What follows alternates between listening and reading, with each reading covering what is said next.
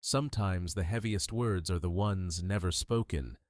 This story might hit close to home for anyone who's returned to face the ghosts they left behind. Drop a comment if you've ever felt unseen by the people who should love you most. The fog hung like a shroud over the hills as I crossed the county line, that invisible barrier I'd sworn never to cross again. 11 years, 4 months, and 16 days since I'd last set foot in Pinecrest. Not that I was counting. My rental car hummed beneath me, the only sound besides the occasional swish of windshield wipers clearing the mist that wasn't quite rain. Oregon in November, always half drowning, never quite dry. The dashboard clock read 6:42 a.m., though the heavy clouds made it feel like perpetual dusk. I was early for a funeral nobody expected me to attend. Jacob Rains, my father, dead at 68. Pastor Granger's voice had trembled slightly when he called. "Your father passed in his sleep, Elliot. Heart failure." A pause. "He spoke of you, near the end." I doubted that. The last words my father had said to me were, "Then go. See if I care." I'd walked out the door with a duffel bag and the $237 I'd saved from summer jobs. Never called, never wrote. Silence became a habit, then a prison of my own making. The 2-lane highway curved through familiar territory, stands of Douglas fir, meadows half shrouded in morning haze, the rusted mailbox for the Henderson farm.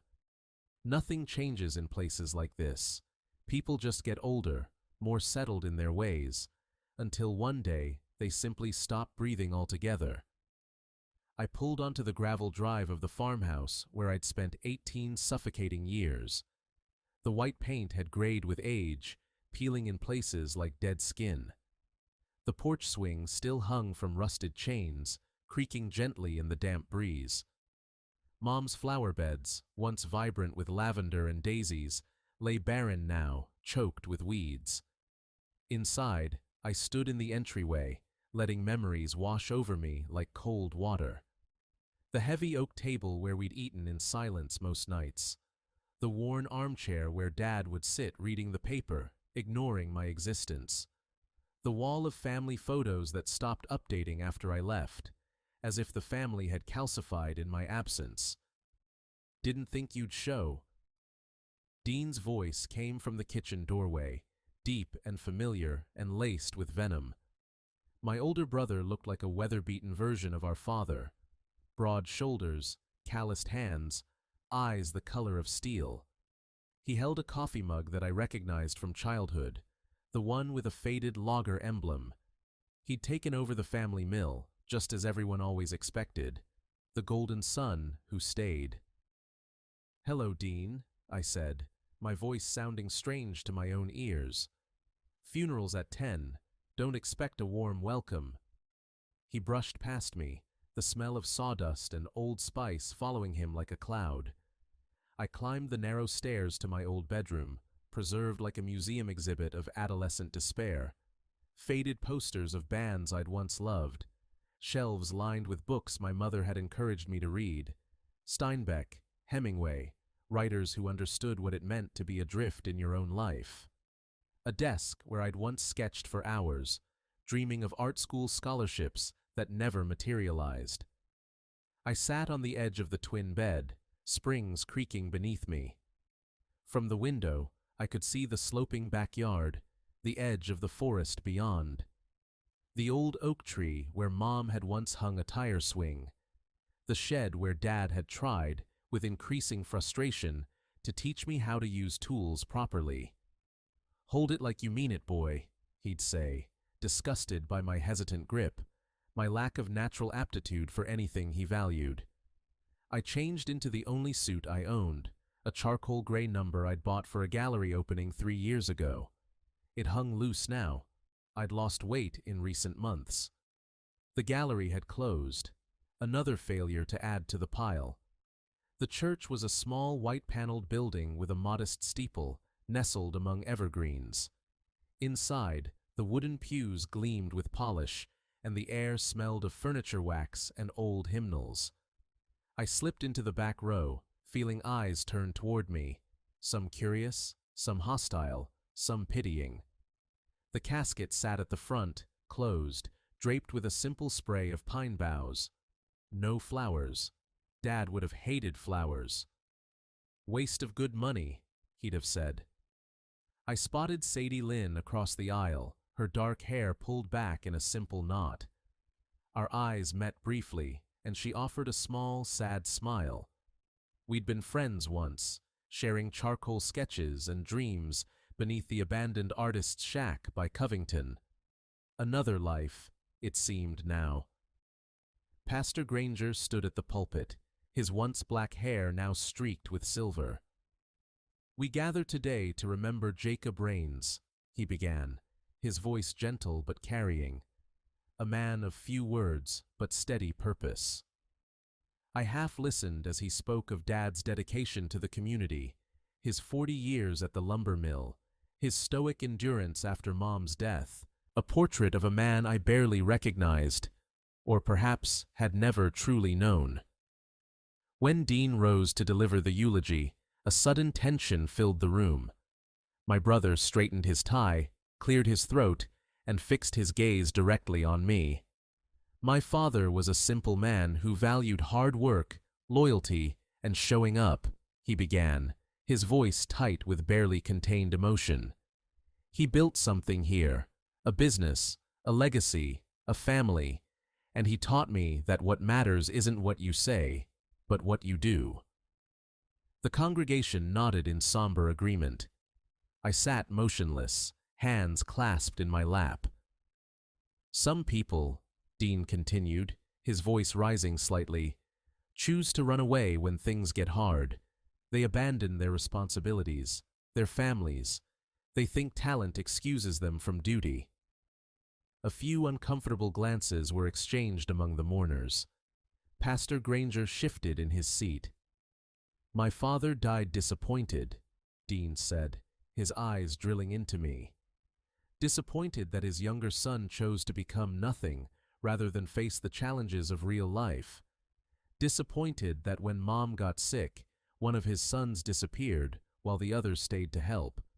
Disappointed that some bonds break so easily, while others, his voice cracked slightly, others bear the weight of what's left behind. The silence in the church was absolute. I felt heat rising to my face, but remained still, eyes fixed on the polished floorboards. Shame and numbness battled within me, neither winning outright. Dean returned to his seat, and the service continued with a hymn my mother had loved, "Amazing Grace."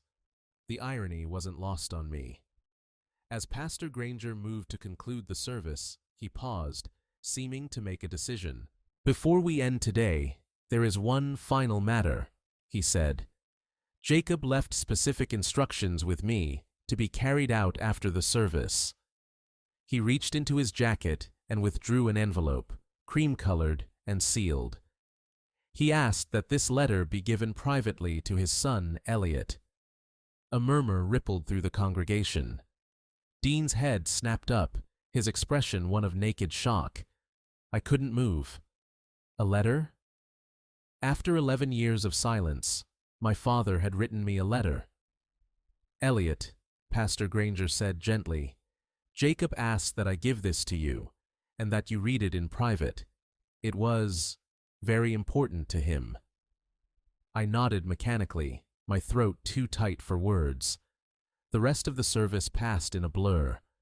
I couldn't bear to join the procession to the cemetery, couldn't stand beside the grave as they lowered my father into the ground. Instead, I slipped out early, the unopened letter burning a hole in my pocket. I drove aimlessly through town, past the high school where I'd been an unremarkable student, past the diner where Mom used to take me for milkshakes after doctor's appointments, past the mill where the Rains men had worked for generations. Except me. Eventually, I found myself back at the farmhouse. It was empty now, Dean presumably still at the cemetery or the reception afterward. I wandered through the rooms, touching surfaces like a blind man reading Braille. The kitchen counter where Mom taught me to knead bread dough. The living room wall where she'd marked our heights each birthday. The bookshelf where she kept her dog-eared paperbacks. In my parents' bedroom, I found her rosary still hanging on the bedpost, its wooden beads smooth from years of worried fingers. Her recipe box still sat on the dresser, filled with index cards in her neat handwriting. Dad had kept these things, these small extensions of her presence. I sat on the edge of their bed, the springs creaking just like mine had earlier. The envelope felt heavy in my hands, though it contained only a single folded sheet. My name was written on the front in my father's blocky capitals, Elliot. I turned it over, but didn't break the seal. Not yet. Whatever words waited inside, they were the last my father would ever speak to me. Once read, they couldn't be unread. Once known, they would change everything, or nothing. I wasn't sure which possibility frightened me more. Night fell outside the window as I sat there, the envelope in my lap, memories washing over me like tidewater. The house settled around me with familiar creaks and sighs. In the distance, I heard a car approach, Dean returning, no doubt. I retreated to my childhood bedroom, letter still unopened, and locked the door behind me. Tomorrow. I would read it tomorrow when light returned to the world and I could face whatever verdict my father had passed on me from beyond the grave. For now, I lay on the narrow bed, listening to the sound of my brother moving through the house below, two strangers tethered by blood and little else, orbiting the absence that had once been Jacob Rains. The envelope rested on my chest, rising and falling with each breath, a weight I couldn't yet bear to lift. I woke to gray light filtering through thin curtains, the envelope still clutched in my hand. For a moment, I was disoriented. The twin bed, the faded posters, the smell of pine and dust. Then reality crashed back. My father was dead. My brother hated me. And whatever words the envelope contained wouldn't change either fact. The floorboards creaked beneath my feet as I padded to the window. Outside, a fine mist blanketed the yard, softening the edges of the world. The old oak tree emerged like a ghost, its bare branches reaching toward a colorless sky. I could almost see Mom hanging laundry on the line below, humming softly as she worked. Almost. The house was silent. Dean's truck was gone from the driveway. At the mill already, probably. Always the dutiful son, even in grief. I showered in the outdated bathroom, using a thin towel that smelled of the same detergent Mom had always used. Strange how scents linger, embedding themselves in the fabric of a place long after the people who chose them are gone. Downstairs, I made coffee in the ancient percolator, strong and bitter, just like Dad drank it. The kitchen table was littered with casserole dishes and sympathy cards, the obligatory offerings of small-town mourning. I ignored them, carrying my mug to the porch swing where Mom used to read on summer evenings. The envelope sat beside me, no longer avoidable in the harsh light of morning. With a deep breath that fogged in the chill air, I broke the seal. One sheet of lined paper, folded precisely in thirds. My father's handwriting, steadier than I remembered, as if he'd taken unusual care with each letter.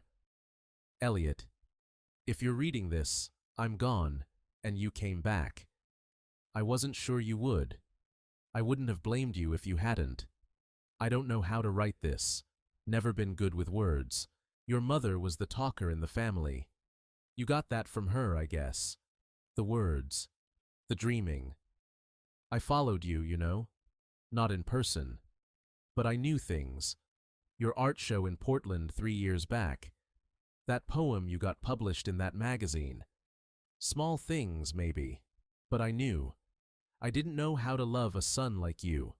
A son who saw beauty where I saw impracticality. A son who felt everything so deeply when I was raised to feel nothing at all. My father's voice was always in my head. Men provide. Men endure. Men don't waste time on pretty pictures. I failed you. I know that now. Took me too long to figure it out.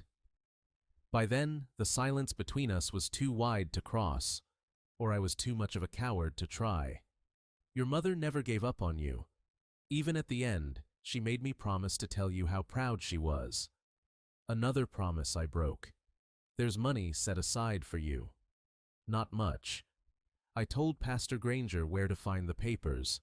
Take it or leave it. It's yours by right. Be the man your mother believed you were. I only ever wanted to understand you.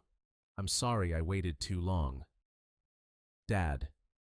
I read it 3 times, then a 4th, looking for the condemnation I expected, the judgment, the disappointment. Instead, I found something far worse.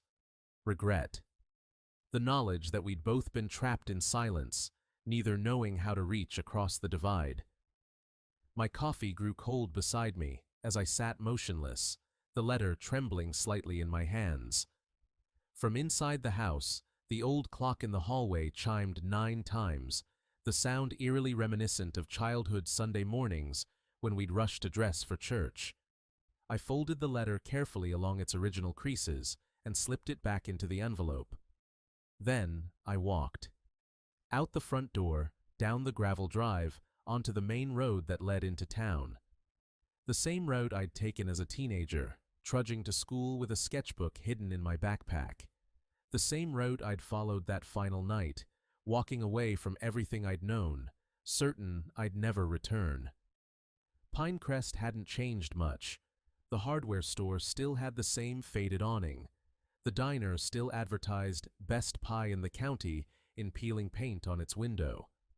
The town square still hosted a weather-beaten gazebo where summer concerts were held. I was the one who'd changed, or perhaps just grown into the outsider I'd always felt myself to be. My feet carried me to the lumber mill almost unconsciously. "Rain's Family Timber," the sign proclaimed, as it had for 3 generations. I stood across the street, watching workers move about in heavy jackets, the massive saws whining in the distance. This was where my father had spent his life, where Dean now carried on the family legacy, where I was supposed to find my place, according to a plan I'd never agreed to. Elliot? Elliot Rains? I turned to find a weathered man in his 60s approaching, wiping his hands on a bandana. It took me a moment to place him. Stan Wilcox, my father's friend and foreman. "Thought that was you," he said, offering a calloused hand. "Sorry about your dad. He was a good man." I shook his hand mechanically. "Thank you. He talked about you sometimes, you know." Stan's eyes were kind beneath bushy eyebrows. Kept that article about your art show pinned up in his office for months. Something tightened in my chest. "He did?" Stan nodded. "Not one to show it much, your dad, but he had his pride. Dean might not have seen it, too close maybe, but those of us who worked with Jacob for decades, we noticed." I didn't know what to say to that. Stan filled the silence. Last couple years, especially after his heart attack, he softened some. Started talking more about regrets, things left undone. He shrugged. Happens to most of us, I guess, when we see the end of the road approaching. A truck horn blared from the mill yard, and Stan glanced over his shoulder. "Well, better get back." "Good to see you, son.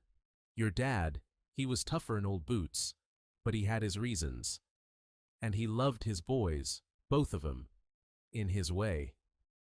I watched him walk away, this stranger who seemed to know things about my father that I'd never bothered to learn. Main Street led me past Dolly's Diner, its windows steamy from the warmth inside. On impulse, I pushed through the door, the bell jingling overhead. The smell of coffee and grilled onions washed over me, along with a wave of déjà vu. "Be right with—" Sadie Lynn looked up from the counter where she was arranging pie slices, her voice trailing off as recognition dawned. Elliot. She looked both exactly the same and completely different.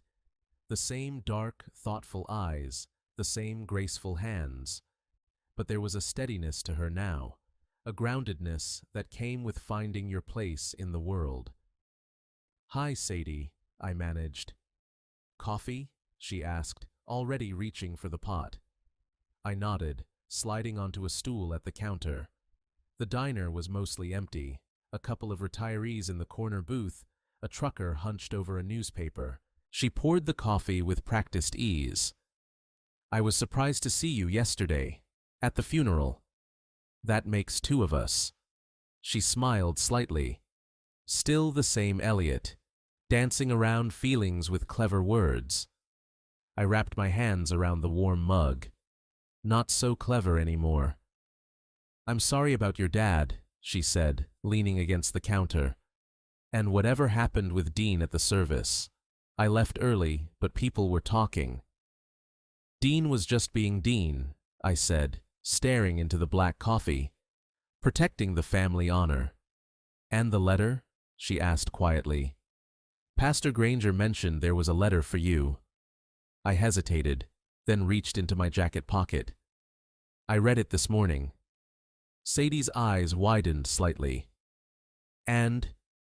"He followed my work," I said, the words still strange on my tongue. "All these years, he knew what I was doing. He kept an article about my art show in his office. Is that so surprising? That he cared?" "Yes," I said automatically, then reconsidered. "Number, I don't know. We never really talked, even before I left. He was always—" I searched for the right word. "Disappointed." Sadie sighed, tucking a strand of hair behind her ear. "Everyone in this town thought they knew Jacob Rains. Stern, practical, hard-working. But you can't work beside someone for 30 years like my dad did without seeing beneath that. Dad always said your father was a man who carried more than lumber on his shoulders." She refilled my coffee without asking. "Did you know he paid for Mrs. Henderson's cancer treatments when the insurance wouldn't cover them? Or that he hired Robbie Taylor after his accident, when no one else would? Never said a word about it, never wanted recognition. Just did what he thought was right." I took a slow sip, letting her words sink in. "I didn't know." "No, you wouldn't have. He wasn't one to broadcast his good deeds." She smiled sadly. "Just like someone else I used to know, who secretly left food for old Mrs. Miller's cats every day after school." I felt heat rise to my face. "You knew about that?" "I know a lot of things, Elliot Rains." Her eyes held mine for a moment before she turned away to help another customer. When she returned, I had the letter out on the counter. Would you mind if I read part of it to you? Out loud?" The request surprised me as much as it seemed to surprise her. She nodded slowly. "If you want to." I cleared my throat, feeling strangely vulnerable. "I didn't know how to love a son like you, a son who saw beauty where I saw impracticality, a son who felt everything so deeply when I was raised to feel nothing at all." My voice wavered slightly on the last words. Sadie didn't speak, but her hand found mine on the counter, squeezing gently. "I failed you. I know that now. Took me too long to figure it out." I couldn't continue. The words blurred on the page, and I folded the letter carefully, returning it to my pocket. "He wasn't perfect," Sadie said finally, "but maybe he was trying, in his own way." "Too little, too late," I said, though the bitterness I'd expected to feel had dulled to something more like sadness. "Is it, though?" She tilted her head, studying me. "You're here now, reading his words, thinking about who he really was. Maybe that's exactly what he hoped for." The bell over the door jingled as more customers entered. Sadie straightened, reaching for her order pad. "I get off at 3, she said. "The old shack by Covington is still there, you know. No one's bothered it in years." I nodded, understanding the invitation. I remember the way. The path to Covington was overgrown now, brambles catching at my jeans as I pushed through. The sound of running water guided me when the trail disappeared altogether, leading me to the small clearing where the artist's shack stood, more weathered than I remembered, listing slightly to one side, but miraculously still standing. It had been our secret place, Sadie's and mine, a forgotten relic from when a landscape painter had lived in the area decades earlier. Inside was little more than a room with windows on three sides, perfect for capturing the changing light on the creek. We'd spend hours here in high school, me sketching, Sadie reading poetry aloud or writing stories of her own. The door creaked as I pushed it open. Dust motes danced in the shafts of pale sunlight filtering through the grimy windows. The wooden floor was warped in places, and leaves had blown in through a broken pane. But the essence of the place remained. A sanctuary, a space apart from ordinary life. On the far wall, pinned with a rusted tack, was a yellowed sheet of drawing paper. I approached it slowly, recognition dawning. A charcoal sketch of Covington in winter, stark branches reflected in dark water. My signature in the corner, dated 11 years ago. I'd left it here deliberately, a piece of myself to remain when the rest of me fled.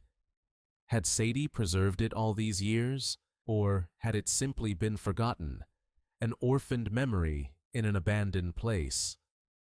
I sank onto the single wooden chair, its legs wobbling slightly under my weight. From here, I could see the creek below, water rushing over smooth stones, constant and changing all at once. I pulled out my father's letter again, reading it in the same light where I'd once created worlds from blank paper. "Be the man your mother believed you were," I whispered to the empty shack. For the first time since crossing the county line, I felt something other than numbness. A curious lightness, as if a weight had shifted, not disappeared, but redistributed somehow. More bearable. I sat until the light began to fade, watching the water flow, listening to the rustling of leaves outside. When I finally rose to leave, I carefully removed the old sketch from the wall, rolling it gently to carry with me. Night was falling as I walked back to the farmhouse, the path now more memory than sight. Ahead, a truck was parked in the driveway, Dean's truck. Lights burned in the kitchen windows, shadows moving within. I paused at the edge of the property, the old sketch tube clutched in one hand, my father's letter in the other. The confrontation with Dean couldn't be avoided forever. Whatever remained unsaid between us, all the years of resentment and misunderstanding, was waiting behind that lighted window. With a deep breath, I started up the gravel drive, each step carrying me closer to a reckoning 11 years in the making. The kitchen door felt unexpectedly heavy as I pushed it open. Inside, Dean sat at the table, a half-empty bottle of Dad's whiskey before him, a tumbler dangling loosely between his fingers. He didn't look up when I entered. "Thought you might have run off again," he said, his voice neither angry nor curious. "Just tired. So tired." I set my sketch tube on the counter and shrugged off my jacket. Not yet. The clock on the wall ticked loudly in the silence that followed. I noticed dishes in the sink, mail piled on the counter, the small evidences of a life continuing in my absence. Dean's jacket hung on the same hook it always had, next to the empty one that had once held Dad's. "You want a drink?" Dean asked finally, gesturing to the bottle with his glass. I hesitated, then nodded. "Sure." He pushed a clean tumbler toward me as I sat across from him. I poured 2 fingers of amber liquid, the smell sharp and familiar. Dad's Friday night ritual after a week at the mill. The burn as I swallowed was almost comforting in its predictability. "So," Dean said, staring into his own glass rather than at me. "The letter." Not a question, but I answered anyway. "I read it this morning. What did it say? His tone was carefully neutral, but I could hear the strain beneath it. He apologized, I said simply, for not knowing how to love me, for not understanding. Dean's laugh was short and bitter. 11 years of silence, and he apologizes to you. Perfect. It wasn't— Do you have any idea, he interrupted, his voice low and controlled, what it was like here after you left? Mom got sicker, Dad got quieter. I handled everything. The mill, the medical bills, the funeral arrangements. Everything. He took another swallow of whiskey. And then it was just me and him in this house, tiptoeing around each other like ghosts. Him working himself to exhaustion 6 days a week, me trying to keep the business afloat when the economy tanked. Neither of us talking about what really mattered. I didn't know what to say to that. Dean had always been the strong one, the capable one, the son who knew how to be what our father wanted. You were his favorite, you know, Dean continued, the words slurring slightly. The special one, the artist, the one who got to leave. That's not true, I protested. He was always disappointed in me. Is that what you told yourself to make running away easier? Dean's eyes, bloodshot but sharp, finally met mine. He was harder on you because he saw something in you he never saw in me. Something valuable, worth protecting. I shook my head. You're rewriting history, Dean. He thought I was weak, impractical, a dreamer, like Mom. And he loved Mom more than anything in this world. Dean's voice cracked slightly. More than the mill, more than this town, more than himself. When she died, part of him died too. The part that knew how to say what he felt. He rubbed a hand over his face, looking suddenly older than his 42 years. Those last few months after his heart attack, something changed. He started going through old boxes, looking at photos. He asked me about you, where you were, what you were doing. I think he knew time was running out. The whiskey sat heavy in my stomach. I didn't know he was sick. Would it have mattered? Dean asked, but the question held more weariness than accusation. I reached into my pocket and pulled out the letter, placing it on the table between us. Read it. Dean stared at it for a long moment, then shook his head. It's addressed to you. Read it, I repeated. Please. Slowly, reluctantly, he picked up the folded paper. His eyes moved across the words, his expression shifting subtly. First skepticism, then surprise. Finally, a kind of exhausted acceptance.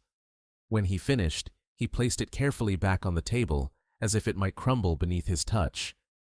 So he knew, Dean said quietly. About your art, your life. I nodded. Apparently. And he never said a word, not to me, not to you. Dean's laugh was hollow. Typical Jacob Rains, holding everything close until it's too late. Like father, like sons, I said, surprising myself with the observation. Dean looked up sharply, then his shoulders sagged. Maybe you're right. We sat in silence for a while, the bottle between us growing emptier.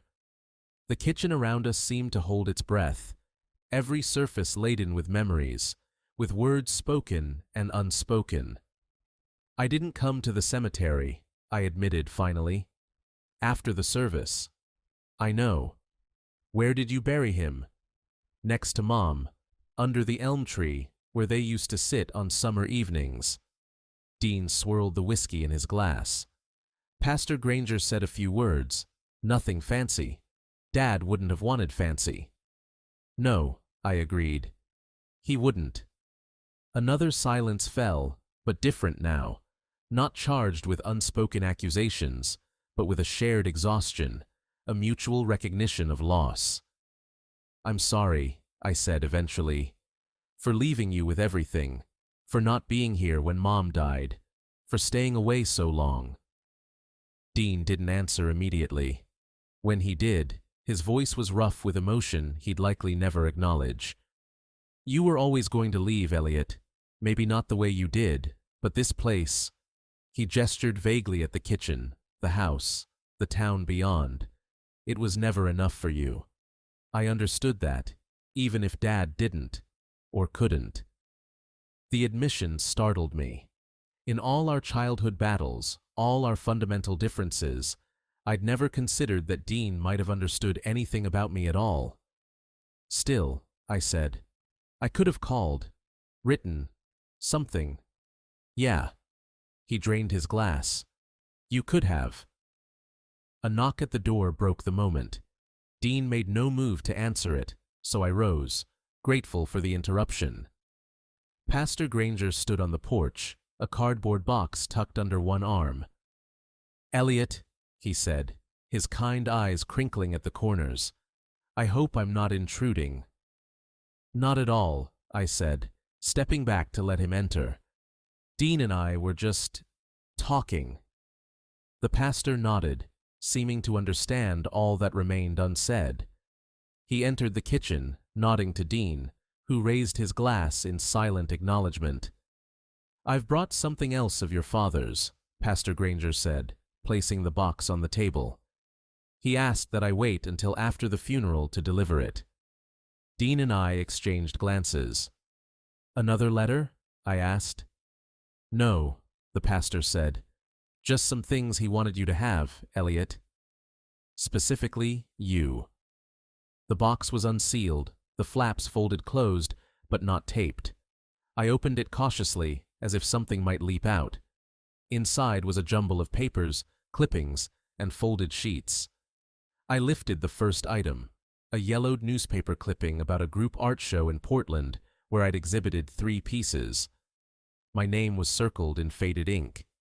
Beneath it was a printed program from a small gallery in Seattle where I'd had 2 drawings displayed.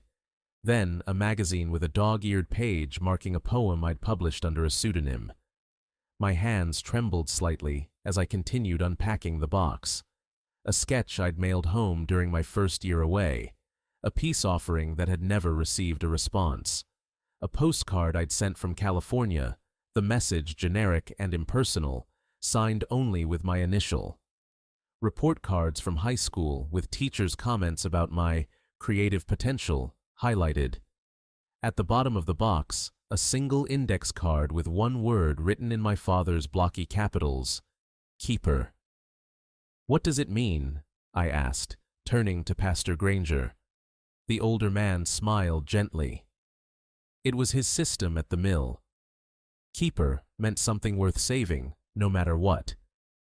I looked down at the card, then at the collection of fragments from my scattered life that my father had somehow gathered and preserved. Each item a silent witness to attention I'd never suspected, care I'd never recognized. Dean reached across the table and picked up the program from the Seattle gallery. I remember when this came in the mail, he said quietly.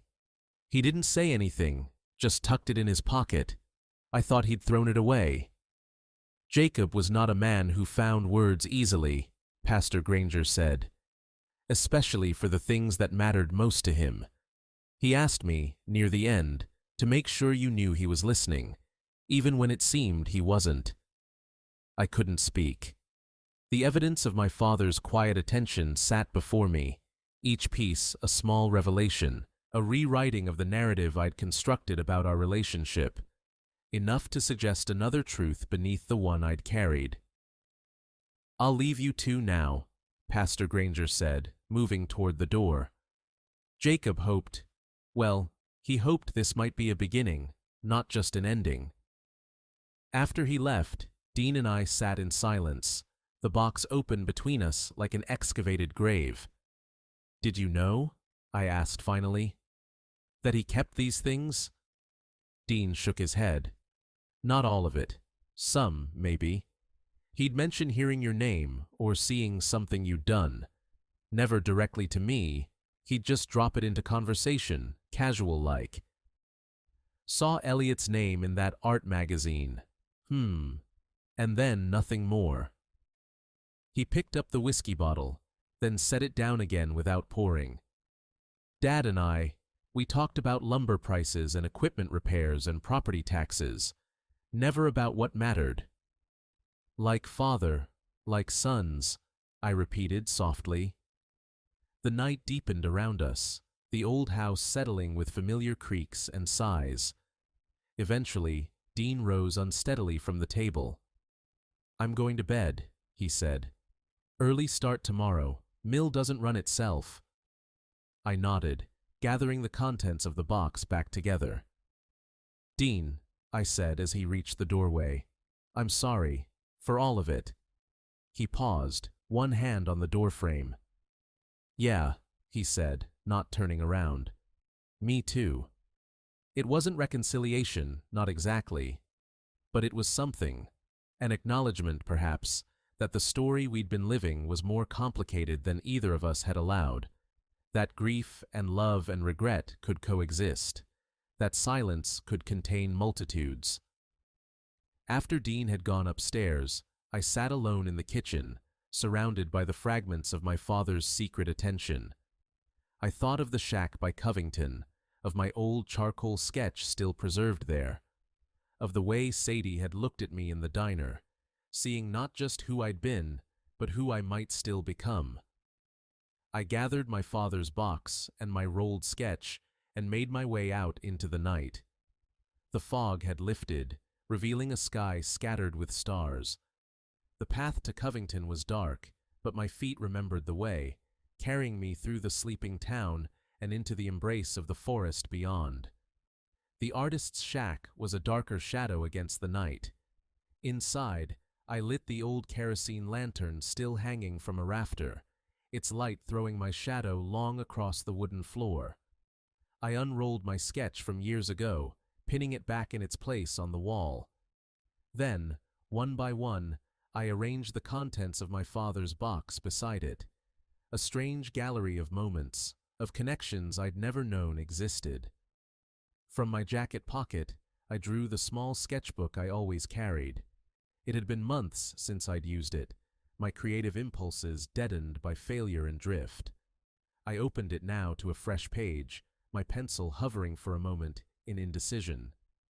Then, slowly, I began to draw. My father's hands first, strong, calloused, capable. I remembered them wrapped around a coffee mug, gripping a hammer, awkwardly patting my shoulder after a little league game. Then, my mother's smile, the one that appeared when she thought no one was looking, slight and secret, and entirely herself. I drew until the lantern began to sputter, until my hand cramped and my eyes burned. I drew Dean as a teenager, showing me how to bait a hook with exaggerated patience. I drew the farmhouse as it had been in my childhood, the paint still bright, the garden tended. I drew Sadie as I'd seen her today, steady and present, in a way I'd forgotten how to be. When dawn began to lighten the eastern sky, I sat back, surrounded by the pages I'd filled. Not masterpieces, not gallery-worthy, but honest in a way my work hadn't been in years. Rooted in memory rather than imagination, in truth rather than aesthetics. The first birdsong filtered through the trees as I closed my sketchbook. I didn't know what came next, whether I would stay or go, whether Dean and I could build something from the ruins of our shared past, whether there was still a place for me in this town that had shaped and scarred me. But for the first time in years, I felt present. Not happy, exactly, but connected. To this place, to my history, to myself. Connected not by pain, but by choice. By the recognition that every story has its revisions, that silence sometimes speaks, that love can take forms we fail to recognize. I stepped outside to watch the sun rise over Covington, the light catching on the water's surface, transforming ordinary ripples into momentary brilliance. My father had seen something in me worth keeping, even when neither of us had the words to acknowledge it. Perhaps that was inheritance enough. The morning air was sharp with pine and possibility. I filled my lungs with it, letting the cold clarity wake something dormant inside me. Then I turned back to the shack, to my sketches, to the quiet work of making peace with all that had been lost and all that might still be found. Thank you for listening. Subscribe for more.